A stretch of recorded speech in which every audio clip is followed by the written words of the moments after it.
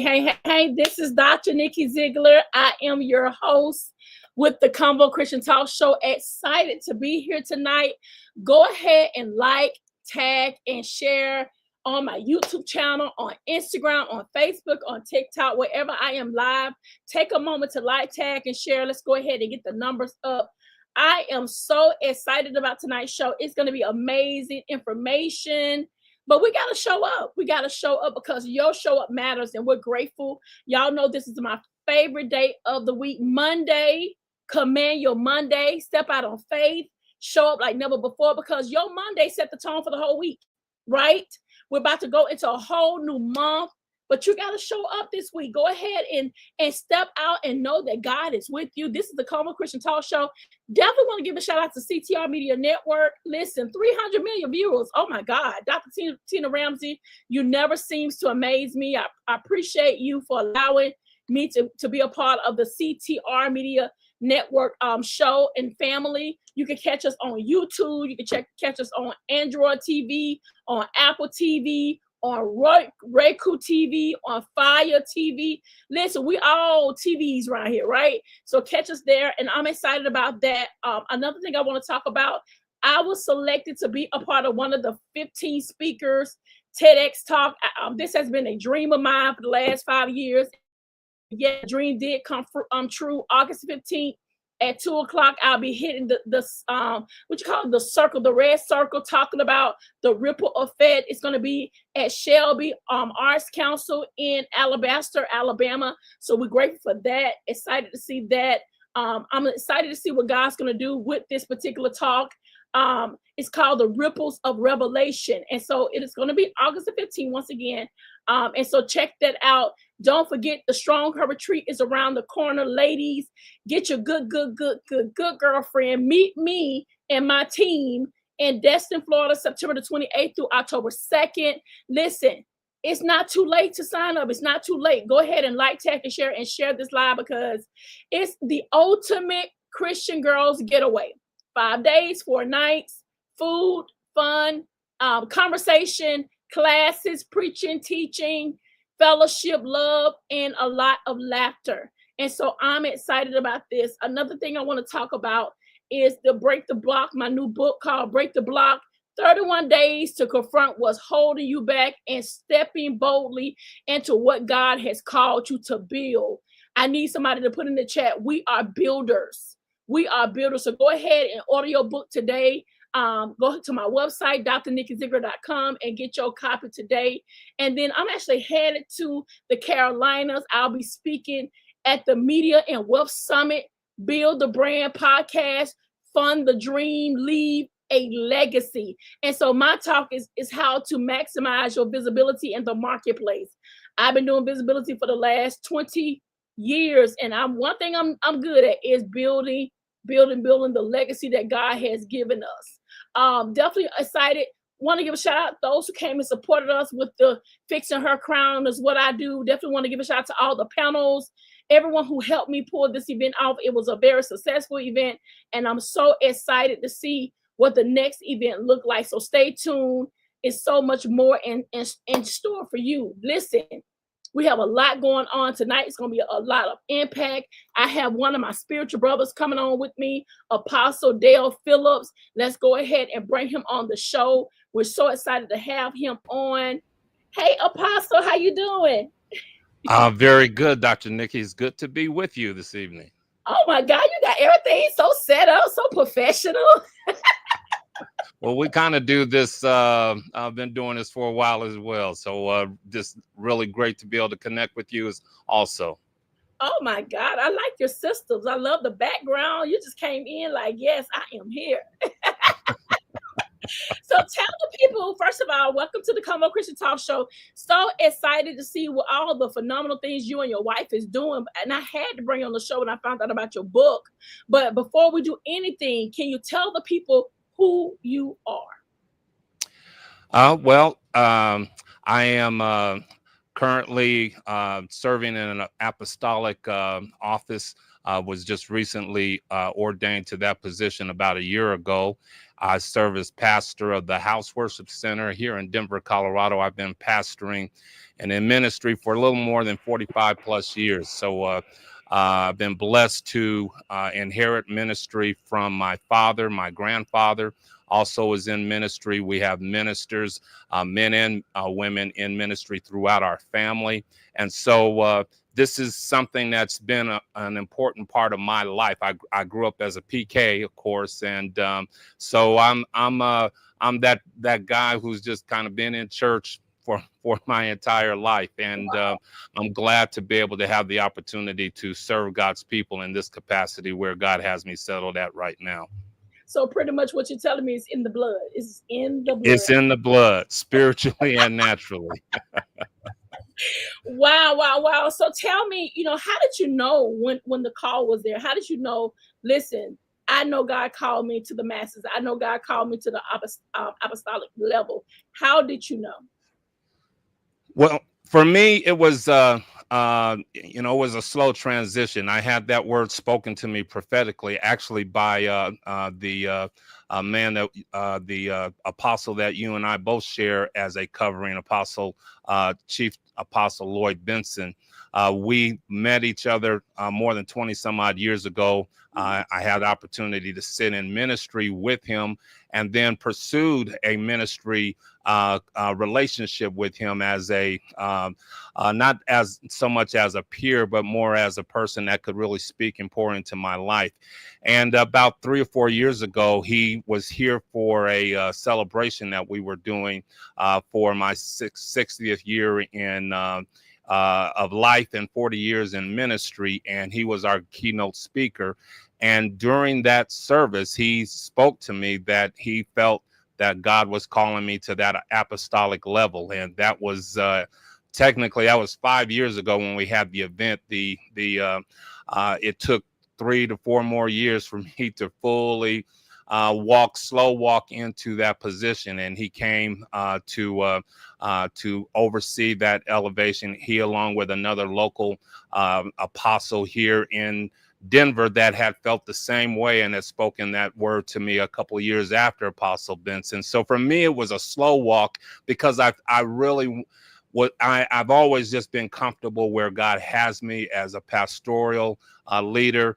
But the thing that I really feel drew me into it in the fullness is when he explained to me it wasn't going to change the dynamics of what I was doing. It was simply going to put emphasis specifically on my call to be an apostolic teacher. And that's what really made me feel comfortable to move into that position.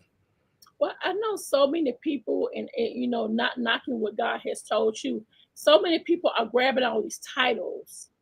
Saying, how do you feel about that when you see people who got these titles and they're really out here in these streets? And how do you feel about that? Because what I love what you said was, I didn't you said I didn't jump into it.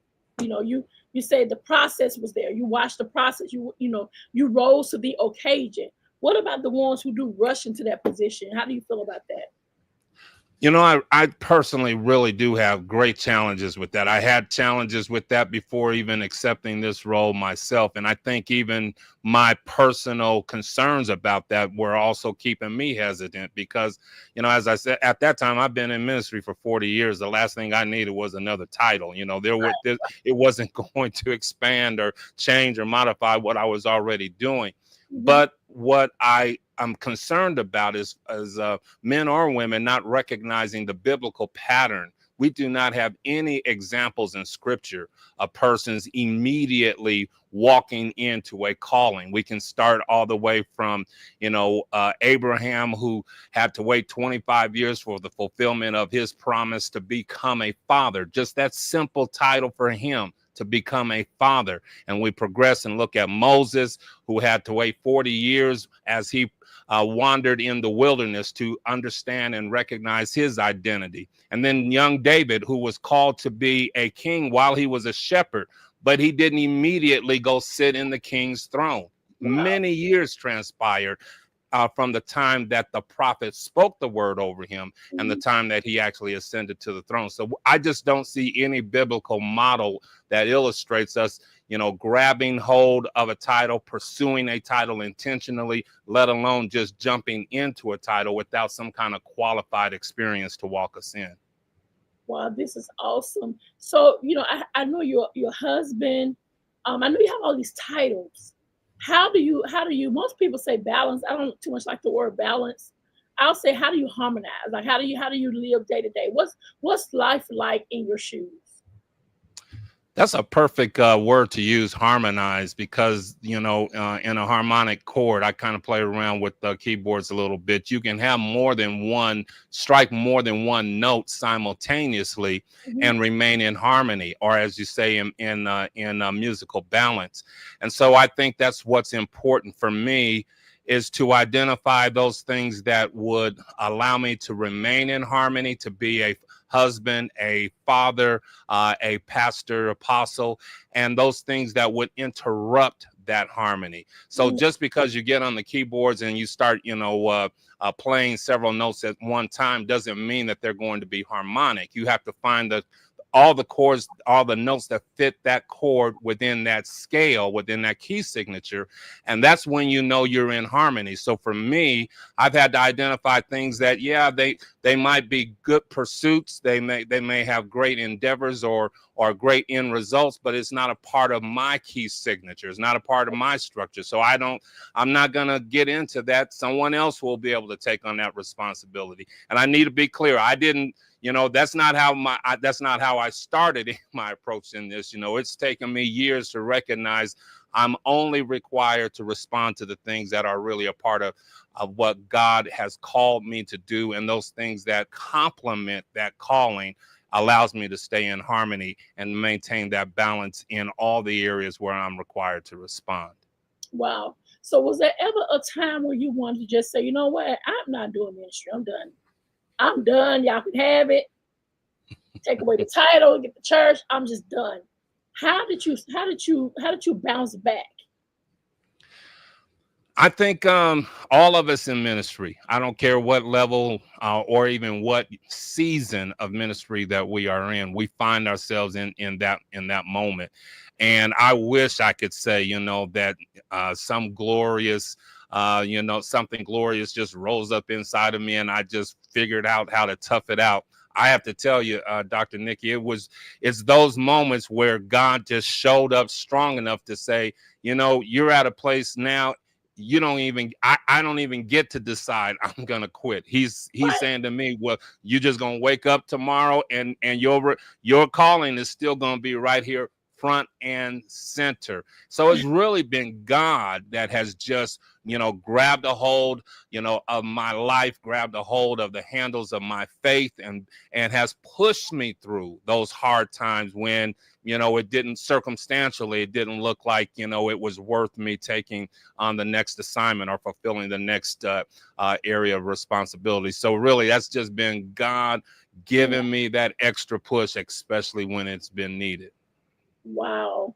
And so, you know, with your wife and do you have any children?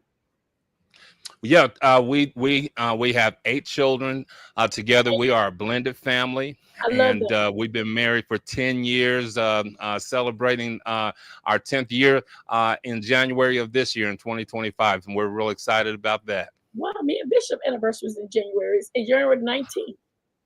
Is that right? Oh, Yes. wonderful. We're January 4th. January 4th is And our she anniversary has date. a beautiful smile. I told her, I said, he keeps the whole entire time I was with her last week. She smiled the whole entire. I said, do you ever not smile? She said, no. Hey, She smiled she the whole. she is my God. She is my God sent ministry, marriage, life partner. We've been together 10 years, and when I analyze it, I can't see life without her as a part of whatever it is that I'm doing and God has called me to do. And she is my partner for life. I told her when I knew that I was going to marry her when we first started dating within the first 6 months. And I told her, at this season in my life, I'm doing this as a permanent gesture. So she knows that there's no getting out. You know, we might get on each other's nerves every now and then, but oh well, you know, live through it, get through it, because I'm not going nowhere and she's not going nowhere. That's right. You know, and now often people tell me men know, they just know. Is that true? Do y'all really know? So it don't take a long time. It don't take a long time. And when you get to a certain age, you know, I really didn't think I was going to marry again. I've been single for a long time when she and I met and started dating. But it didn't. I knew I'm not the kind of guy, and you know, I come from old school. I'm not getting ready to get out there, start, you know, having dating a whole bunch of people and all that. That's just not me. I'm not knocking that for those that who fit into that mode. But for me, you know, I'm either going to be in or not. And with her, I just knew, oh, this is going to be the person I spend the rest of my life with. And in our early years, you know, even though it's only been 10, in our early years, you know, we had our share of challenges and sorting out how to mesh life together, families together, etc. But we have certainly been enjoying these latter years, these several past years, where we have just found our groove, found our place where we both fit with each other, and we're thanking God for that. And so we're just looking forward to the years that are yet to come. So what advice would you give to a young couple who is in ministry and they're trying to find their way? What advice would you give to them? For ministry in particular? Well, if you're a pastor, because I see a lot of pastors, they want the wife, they want the life, but so much have happened in ministry, in the marketplace, yes, ministry and marriage. You know, what advice would you give a young pastor? For a young pastor, you have to make sure that you recognize that ministry, when you are married, is a partner relationship. It doesn't mean that the wife, and since if we're talking about in that relationship where the husband is the pastor, he's the ministry leader, it doesn't mean that the wife has to be a minister. The wife her number one responsibility is to be his wife, but he can't do ministry without her as his partner, her as his confidant. And so, as in many cases where the wife may not actually be a formal minister, her voice is going to be very important in the life of that pastor, because there's no one that he should trust more than he trusts in the voice of his wife. He might have a lot of other folks around him that are going to give him advice, but the woman that God has given to you is the one who's going to look out for your whole life, not just, you know, what you represent in the pulpit, what you represent in the seat of leadership. I know in my case, my wife, Elena, is looking, you know, 360. She's looking at everything that might have an impact on any decision that I might make, whether it's going to impact us personally, impact the ministry indirectly, or impact the call of God that's on my life. That's what a true helpmeet is. She is the model for just that. She is right there helping to support, helping to give influential advice, and really, I tend to think of her as just my second set of eyes, ears, and spirit on everything. And so that's important for a young pastor coming into ministry. Your relationship with your wife is not in alignment. You need to work on that even more so than worrying or working on being, you know, the best pastor. That best pastor is going to be the man that is able to have the best relationship with his spouse, with his wife, because it takes both of you to make that ministry work. You sound just like my husband. That's the exact same thing my husband said. So and I met him, and he's a good guy. I appreciate Bishop. I appreciate Bishop a lot. I feel in many ways we're cut from that same similar cloth. Yeah. Yeah, y'all are. And I love the relationship that you guys are cultivating. Wow. So let's talk about this book. What made you decide to write this book? And first of all, tell us the name of the book and what made you decide to write the book. So the name of the book is called Truth and Endangered Species. Okay. And Dr. Nikki, this is a work that technically started in my heart, mind, and spirit in about 2006. I've been working on the concept, not necessarily writing the book itself, but just working on the theory concerning truth and why truth was not what it was supposed to be, all the way back in 2006 when, God started nudging me with this idea. And really it started from I've always had a real affinity towards the family and what makes family work, because I believe that church is nothing more than the community of families coming together. And if you have good family structure, you're going to have a good church structure. So I did a lot of research and study on families. And one day I was simply just doing a simple dictionary word search on the word family, and I discovered that over time, from back in the 1980s to the time that I have been getting this thought about the truth in my spirit, I could see that the concept and the definition of family was changing. And I'm like, how is that possible? Because a family has to be whatever a family is. It can't become something different over time. And I believe that was the core element that began to put me on this path about looking at other things, or other truisms, if you will, that were adapting to culture, that were being modified, being influenced by other variants. And that's eventually led to the point where I could really see where concrete fundamental truth was waning away. And as the book title implies, truth is becoming an endangered species, because now in this culture that we live in right now, a few years ago, before the book was published, one of the things that God dropped in my spirit is that truth would become the most sought after commodity in our day. And we are now living in that moment right now where people are needing to know what's true and what is not true, just to make ordinary day-to-day decisions to function in ordinary life. And that's unfortunate that we have to worry about, is this person telling me the truth? Is truth really being presented to me? Or do I need somebody else to give me a second opinion? So that's kind of the world we are living in right now. And that's the impetus of writing the book, Truth and Endangered Species. Wow. So who will you say will be your demographics for this book? Definitely what I call truth seekers. So I want to be real clear that you don't have to say that you are a believer or a Christian to read this book. This book is not a Bible study. This book is a study about the truth. Fortunately, you cannot talk about the truth without talking about God, without talking about the Bible. But this is not just your regular, hey, we're going to look up a couple of scriptures and define it.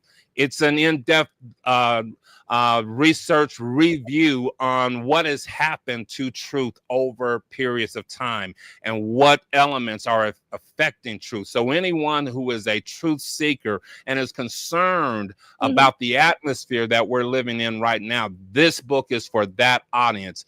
Every believer who's concerned about God's people holding fast to the truth and representing the truth, this book is for them to be able to use this as a tool to help guide them through some of the clutter and the chatter that we hear present day, so that we can really know the truth and hold on to the truth that we know. You said a mouthful. God is truth. God is truth. Without God, you wouldn't know what else. He is the truth. So Yes. I'm saying, I think this book really will even get people saved and set free if they read the book. Absolutely. Absolutely, absolutely, absolutely. You know, Dr. Nikki, one of the things that the one of the key verses in this study or in this focus on the truth comes from the book of Romans. In Romans chapter 1, there's a verse that says, "For they changed the truth about God into a lie." And one of the questions that I pose is, you know, the folks who want to change the truth about God, why are they so concerned about changing the truth about God? If you don't believe in him, Right. God's no threat to you. You don't believe in him. Why do you need to change the truth concerning him? Right. Changing the truth about God impacts those of us who are believers, those of us who are truth seekers and truth preservers. And when we change the truth about God, it directly impacts the truth standards for everything else. So that what you just said, how important it is to understand God is the ultimate truth. Impossible for us to have that conversation without God being in it. How do they find this book, and how much does it cost? The book sells for $20. It's just under 100 pages, $20, and you can find it on Amazon.com. If you type in the exact title, Truth and Endangered Species, it will pop up and give you a little preview, and you order the book, and Amazon will deliver it to you directly within that week. And it's called Truth? Truth and Endangered Species. Truth and Endangered Species. Okay. We want to make sure we get this endangered. I'll put this on the back channel so I can paste it when we finish this. Gotcha. We can go to Amazon, and we also can look it up by your name, correct? You can, if you type in my full name, because I'm not the only guy named Dale Phillips, but if you type in you got to research it. I'm like, ooh, yes. So if you put in Apostle Dale Phillips, it will eventually come up under the name as well. So is your dad named Dale Phillips too? No, my son is my first son. My father's name is Acen, Acen Phillips. So I'm not the I'm not the junior. That was your son. That was you. I say, is that him or is this his son? So okay. Yes, there is a Dale Phillips Jr. out there, and he's my firstborn, and very successful young man. Real proud of him, and thank God for what he's doing in his life as well. Awesome. So I do this game, Apostle. Now everybody, all right. So when it all comes, right. It's funny now, Apostle. That. Okay. All right. I'll do my best to participate. Okay. It's called this and that. That's what it's called. It's very this simple. and that. This okay. or that. This or that. Gotcha. You got to choose. You can't say both. Okay. So the first question I got to ask: flats or mix chicken? Hey, say that one more time. Flats or wings for chicken? Oh, flat bones. Flat bones. Okay. Preach on faith or deliverance? Faith. Fast for 3 days or pray all night? Pray all night. Okay. Mega church or storefront ministry? I'm gonna go with the storefront. Okay. Terry service or Bible boot camp? Bible. Okay. Psalms or Proverbs? Ooh, Proverbs. One of my favorite books. Okay. Altar call or healing line? Altar call. Word first or word first? I mean, worship first or word first? Oh, that's difficult. I'm gonna go worship. Why you say worship? Because it's gonna bring us into the presence. It's gonna bring us to the presence. That was good. I figured you were gonna say that. Okay. Coffee or sweet tea? I'm gonna go with I have recently become a big coffee drinker, so I'm gonna go with the coffee. Okay. Mountains or beach? Beach. Okay. Suits or sneakers and jeans? Just daily attire.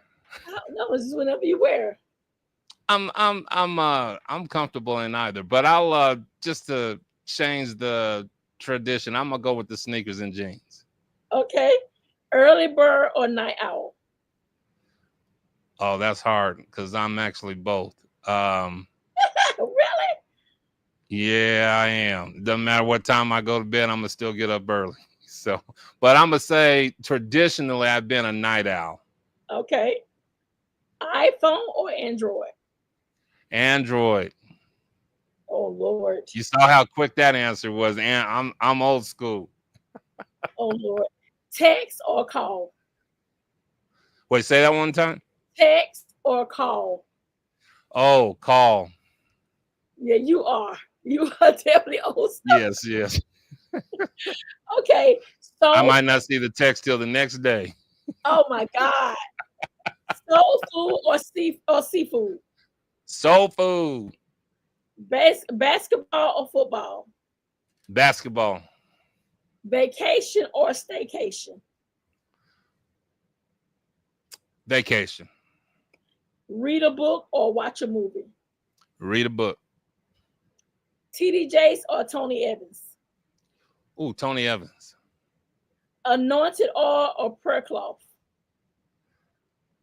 Oil. Okay. Speaking engagement or quiet retreat? Speaking engagement or a quiet retreat. Or speaking engagement or quiet retreat? Quiet retreat. David or Paul? Paul. Teach or preach?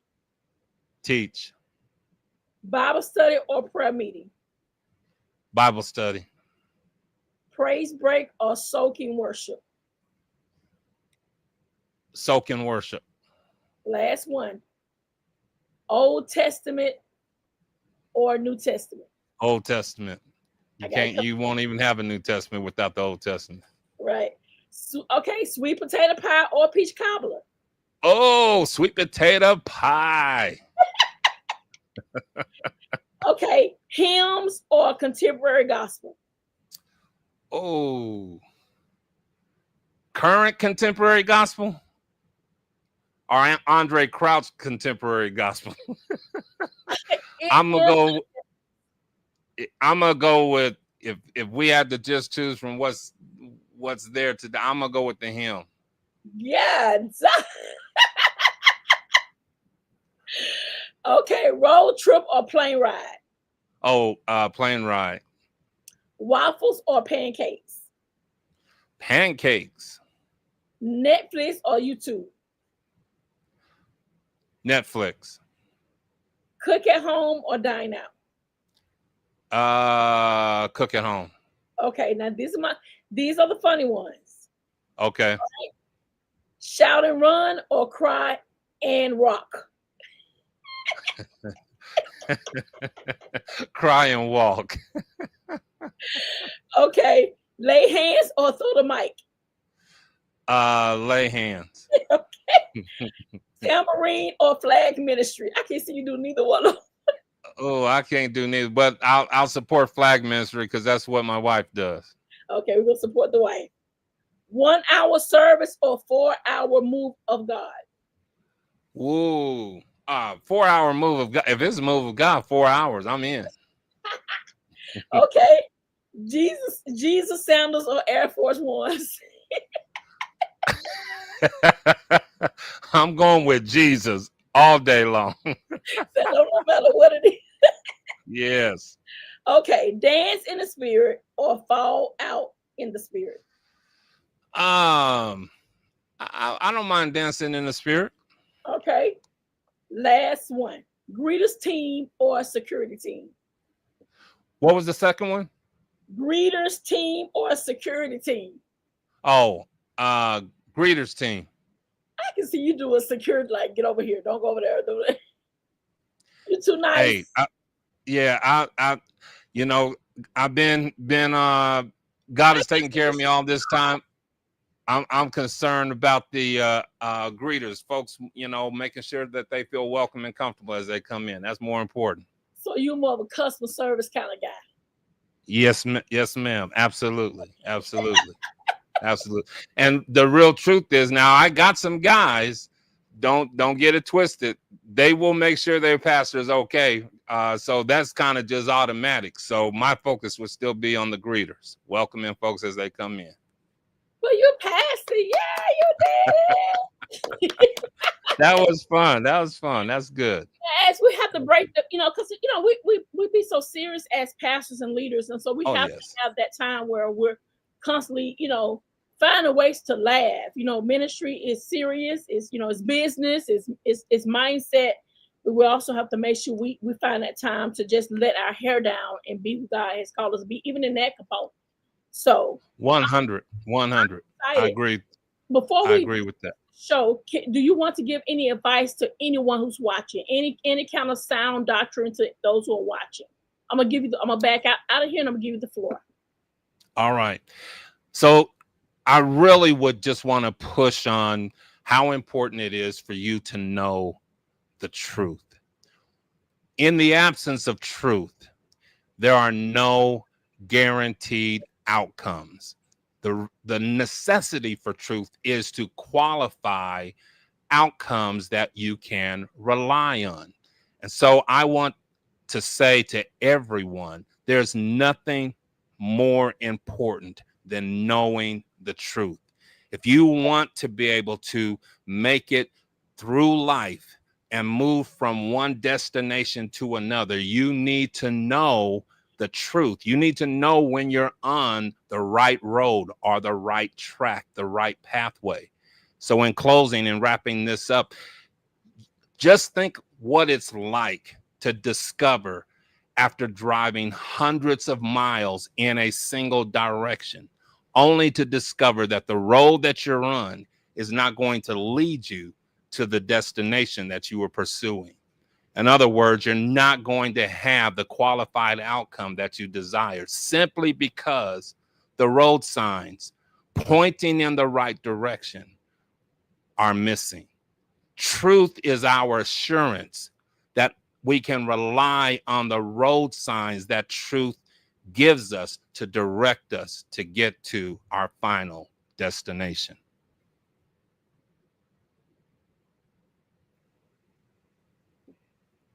Thank you so much, Apostle, for coming through. We want to thank you for joining us on the Convo Christian Talk Show. You're welcome to come back anytime. Is there anything else we look forward to hearing from you? Is there anything that's coming up soon that we need to know about? Any events? Anything that's happening this year for you? Sure. If you happen to have any viewers that are in the New Mexico area, I'll be in New Mexico at the end of August, the last Friday, Saturday, and Sunday in August. We're taking this same truth conference on the road, and we'll be there in Albuquerque, New Mexico, sharing at the Faith Tabernacle Baptist Church on that Sunday, and at the Fairview Inn Hotel on that Saturday evening. So if you hit us up on our website, thwconline.com, thwconline.com, you'll be able to get more information about that upcoming schedule, and we'd love to see you there. We thank you for stopping by the Convo Christian Talk Show. Like I said before, if you ever want to come back, you ever need to come back to promote any event, our doors is always open to you, Apostle. It was great meeting you. I know God has a whole history for us to live out. Excited about this new relationship. And I'm just going to watch God show up like he always do. He's going to show up like never before. Okay? Amen. Amen. And thank you, Dr. Nikki. I really appreciate the invitation. And it was a blessing meeting you and your husband and becoming a part of the spiritual family.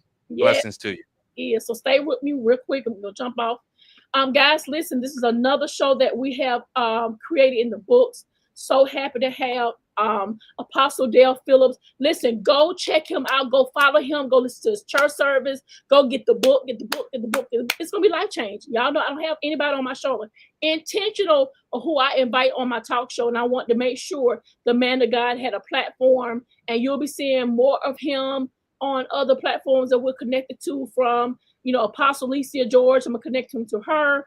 Dr. Sandy Sanders, I'm gonna connect her to him. So I got about 7 other platforms we're gonna help him get on, because I feel like what he has to say, it needs to be heard internationally.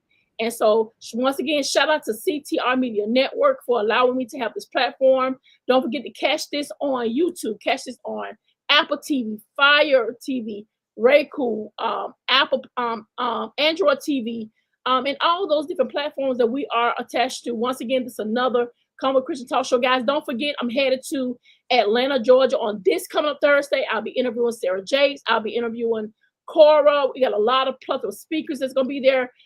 3 days in Atlanta at the Woman Evolve. We'll be live. This broadcast will be live on the carpet, live in the audience, interviewing different people. It's going to be a lot of fun. I'm excited to get to Atlanta because I know it's going to be life-changing, and I can't wait to see you there. Don't forget, connect with me, because God is up to something, but you got to trust the process.